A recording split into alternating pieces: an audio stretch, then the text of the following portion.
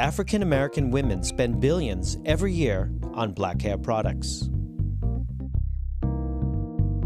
Even though they only make up 10% of the American population, they buy 70% of all wigs and extensions purchased here in the United States.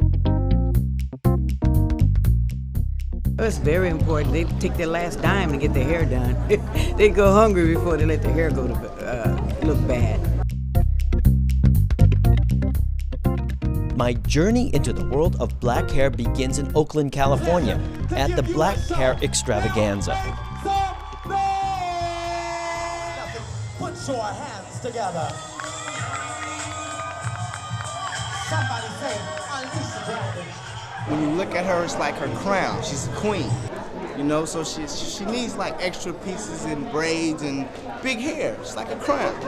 I just feel, you know what I'm saying, your hair important. If your hair messed up, you feel me, brothers ain't gonna try to get at you, you ain't, females gonna knock you, you feel me? Basically, you gotta have your hair tight. What? And for the big sisters, we represent too. What is it? What is it? Sisters, beauty inside. What is it? Come on. Come on, Ronnie. Show what you made out of, baby. We express our beauty. In fact, the Bible speaks to us about our hair being a treasure. So it's just something we've always kept in our culture. But with that huge market, who controls it? Where does the money end up? Where do the billions go? I decided to try to find out here at the Black Hair Extravaganza. Follow the money. Thermal mist is for your heat style. You never use it? It's awesome. Step 3. Apply the thermal straightening ball.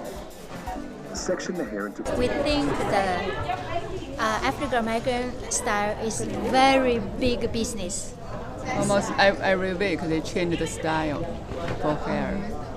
Everybody wants to be a part of our market because we're the #1 consumer. We spend 10 to 1 on anybody in hair.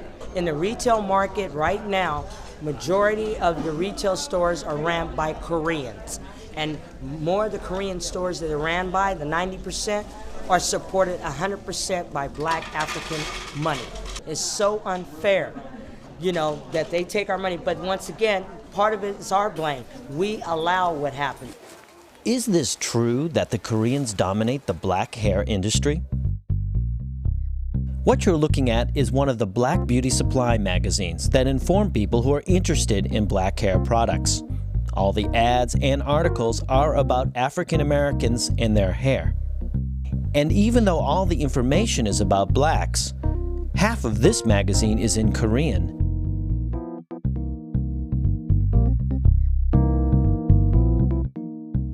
And this magazine, Beauty Times, which is the #1 publication for black beauty store owners, is written entirely in Korean. It's here, inside Beauty Times, that I spot Dr. Tony Leno, a black hair expert who writes a monthly column for this magazine. A column which not even he can read. I contact him and he invites me to Los Angeles to learn more about the Southern California black hair industry. Now where we are now, this is the famous Crenshaw corridor where most of the many elite black businesses are. And right here on the corner of 54th and Crenshaw, South Central Los Angeles, this is beautiful wigs. This is the Korean-owned hair store. They sell hair of all kinds. In your store here, what's percentage of your business is Afro-American? About 100%. 99.9. Okay. Okay. In other words, 99.9%. 99.9. Okay. Then up here on these walls right here, these racks, all the way around are the hair that's used for weaves and for extensions. Janet Jackson, they come over here, pick it up, virgin human hair. Vivica Fox, I saw her several weeks, then I cut in style for her. I've been knowing him a long time. Okay. Richard Pryor. Yeah, that's Little Richard. Yeah, Little Richard. This city alone only had 10 beauty supply stores 20 years ago.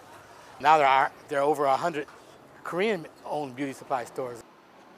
Okay, you're looking at a typical beauty supply store, Korean-owned beauty supply store, but all these products have one common denominator. They are all aimed at the Afro community. One of the things that the Koreans are doing now And they predicted this themselves back in 1999, and it's happening now. Since they control 80% of the distribution of Afro hair care products, especially professional products that are sold in beauty supply stores only, it only stands to reason they can control what gets distributed. They are creating their own line of products or buying out existing black-owned companies. I don't see a reversal of this at all. It's just getting deeper and deeper. With the Koreans controlling the retail and wholesale distribution, they're slowly making inroads into taking over the black manufacturers. We're going to Kazuri Products. They are a black-owned manufacturer of hair care products, but specialize primarily in curling irons, pressing combs, and the stove heaters that you heat the irons up in.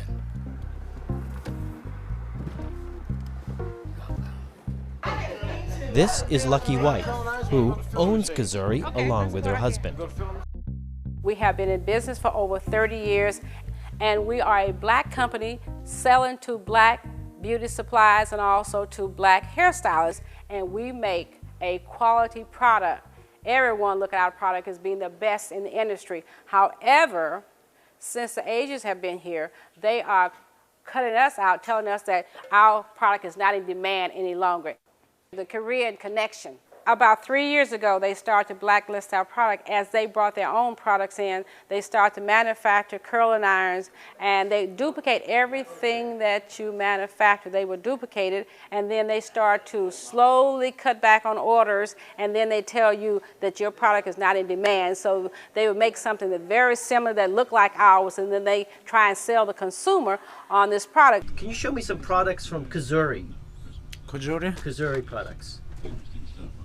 This is Kazuri product. This is all On the Kazuri. top, this is A1. So you have maybe 3 Kazuris, and then the We rest. have this Kazuri, this A1 product, this Stella. Stella. Yeah. Who makes? 3 brands. Who makes Stella?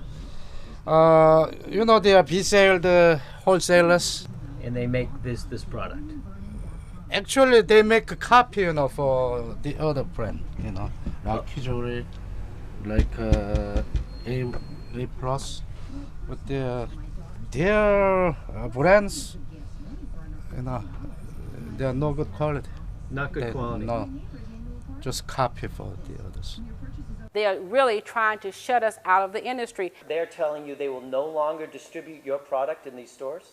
They tell us that our product is not in demand any longer, but that's just an excuse not to purchase our products. This is actually a T-bumper by Kazuri. I use it all the time. This is the place to be, a black hair salon in San Jose, California. Kazuri products are much in demand. We use them here. We have a setup here. We also have one here. We use their spritz as well. We use their whole lineup, so they are in high demand.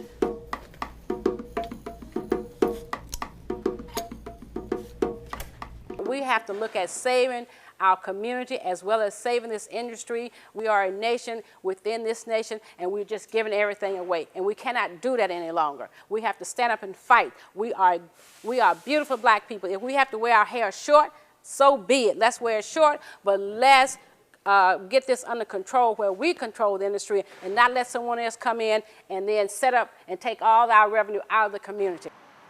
But can Mrs. White and other black manufacturers fight back against this? New Star Beauty Supply, the largest wholesaler of black beauty supplies on the West Coast. New Star also manufactures their own products for sale to the ethnic market. Mr. Moon is manager of New Star. You are the #1 biggest the ethnic distributor. In the West Coast? Yes. You guys are? Mm-hmm. We trying to like one-stop buying now. We took them as being a friend, and that they would not come in and try and take over the whole industry, but that's what they have done. They got in, now they control it, and they are really, boasting about it, and they are talking about it, and then they are laughing at us all the way to the bank. How do the Korean retailers get the money to start up these beauty supply stores? To find out, I traveled to the University of California at Berkeley and spoke with Professor John Lee. Many of the ones that started recently came from South Korea that was much more enriched. So by selling their farm or by selling their apartment, they could have this initial pot of money to start relatively small businesses in urban areas. Furthermore, they had encouragement, sometimes quite explicitly in terms of funding by relatives, friends, and other sorts of religious or whatnot networks to provide them with money to start their business. So it's fair to say that there are all sorts of formal and informal means by which Korean Americans and South Korean business people dominate the market and are implicitly unwilling to let competition challenge their dominance. So the two magazines, they're all in Korean. Mm-hmm. I mean, does that seem like fair business practice? Yeah, well, as I said before, this is one of the mechanisms by which South Koreans and Korean American merchants ensure the domination of the market. It's OTC.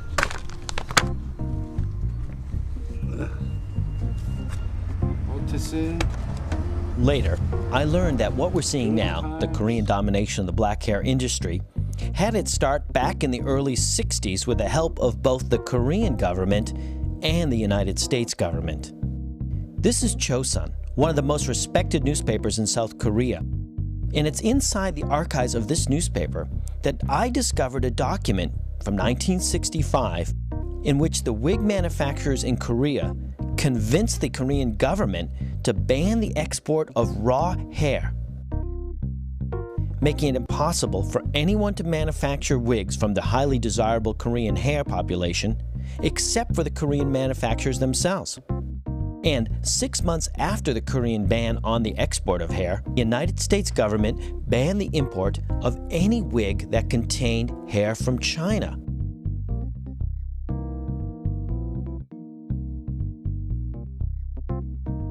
This ban on Chinese wigs virtually locked in the wig business for these South Korean merchants.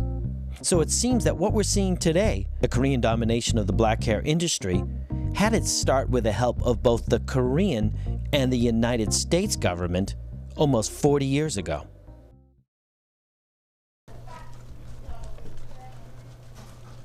You blow the whistle on what's going on, just like we are discussing now, and inform people.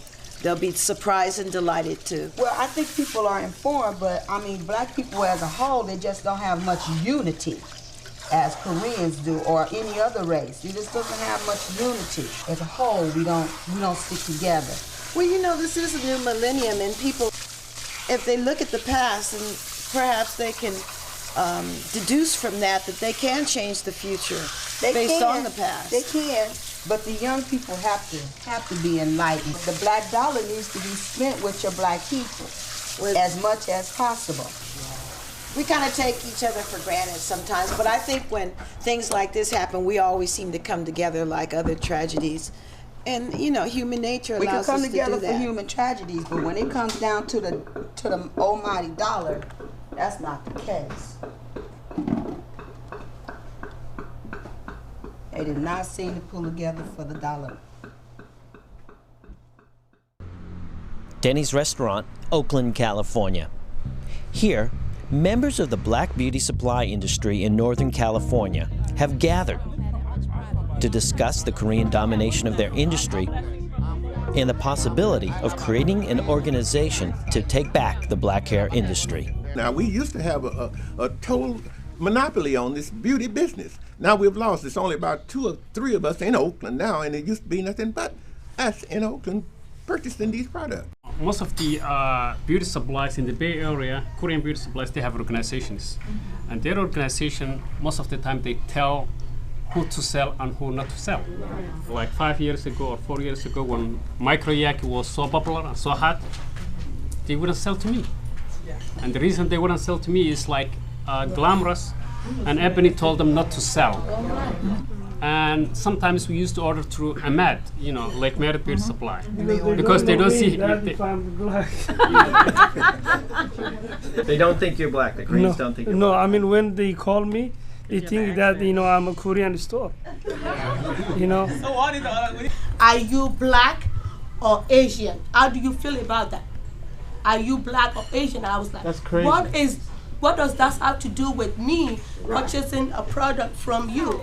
So, since they can't sell it to us, why we can't sue them? Thank you. We have people that are able to get these hair products. Right. I think that's where we need to start. And then we go to the next level, because if they don't want to sell to you, they will figure out a way not to sell to you. A lawsuit will just make them even stronger-willed about it. The way I'm looking at it, if you walked into Macy's discriminated against you, what would you do? Well, you know what? It's a whole different world. You have more. Okay. If you don't tell me nothing, I'm gonna keep doing it. Okay. Lawsuits may get their attention. Bad publicity may get their attention, but you know what will get their attention? Money. If your money does not go to them and it goes to somebody else, and then once you start giving money, you start swaying the way they think.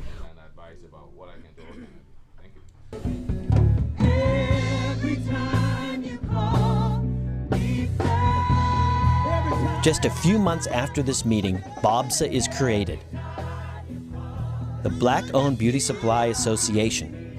Their first event is here at this gospel event on the square in Oakland, California.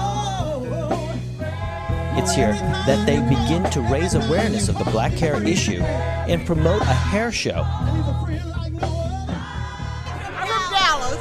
I got my hair from Korean Beauty Supply. What do you think about what they're trying to do? I think that is great. I am just like so on board with that. We are a black-owned beauty supply, and what we are, $10 in Dallas, in Texas. We are like all about supporting black-owned businesses, and we complain about that a lot, that there aren't any black-owned beauty supplies in Texas. So, I think it's great. I think it's great. I think it's about time. I just think it's very interesting. I got a little information about it. They had a little line card that gave me names of different people in different areas, which is very helpful. And then they are under association with these are reputable hairdressers. So, and that's important to me because your hair is important.